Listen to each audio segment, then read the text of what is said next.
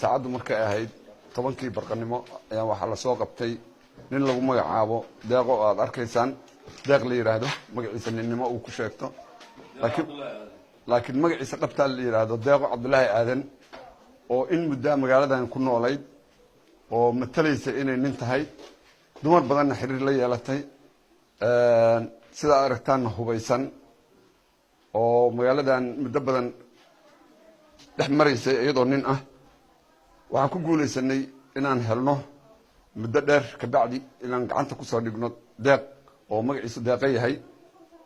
baaritaan dheer ka bacdi waxaan ogaanay inay tahay qof haween ah ujeedada iyo danta ay kala hayna wali hadda baaritaan bay ku jirtaa waxaan noo cadeeyay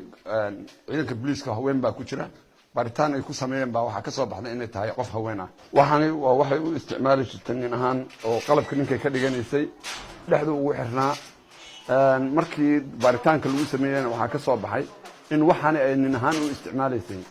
iyada waa su'aali kartaan inay dumar tahay aniga hadda af jooga lama adeega iyada baa joogtaa idinta liigu soo eedeeyay waa ejida dumar baana qofka waxaan watay dukaan baa leeyahay dukaankan ku waardiyeysto meel kondar qofna kuma dilaan qofna wax kuma yeelo gabadhan gabar cunug iyo ayadoo nafteeda halidaysa baan gurigeyga keenaan